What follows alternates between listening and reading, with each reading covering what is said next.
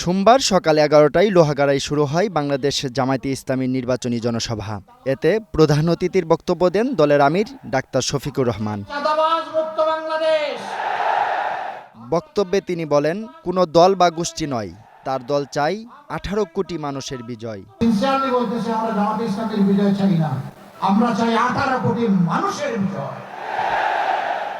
আমরা কোনো দলের সরকার চাই না, আমরা চাই 18 কোটি জনগণের সরকার, যারা দেশের মালিক হবে না সেবক হবে ইনশাআল্লাহ। আমরা সেই সরকারটা কায়েম করতে চাই।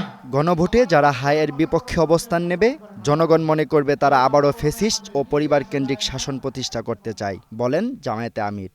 আমরা আল্লাহর উপর ভরসা করে ঘোষণা দিয়েছি 13 তারিখ থেকে ইনশাআল্লাহ আমাদের মহান প্রভু আমাদেরকে একটা নতুন বাংলাদেশ দিবেন। সেই দিন থেকে চাঁদাবাজ যারা তাদেরকে বলে দেব, ওই কাজের দিন আজকেই শেষ। সমাবেশে এলডিপি চেয়ারম্যান অলি আহমদ বলেন, বর্তমান বিএনপিতে শহীদ জিয়া ও বেগম খালেদা জিয়ার আদর্শের ছিটেফোঁটাও নেই। দলটি এখন দুর্নীতিবাজ ও জুলুমবাজদের নিয়ন্ত্রণে। বেগম জিয়া যখন অসুস্থ হয়ে যায়, তারা আবার চাঁদাবাজিতে লিপ্ত হয়ে যায়। সুতরাং এই চাঁদাবাজদের সাথে থেকে আমি দোজখে যাওয়ার জন্য রাজি না।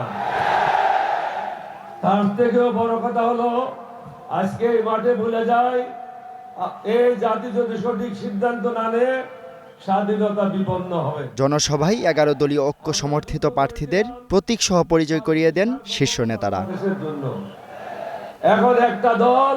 Zubair Ahmed, green news desk. তাদের ইচ্ছা অনুযায়ী কাজ করছে।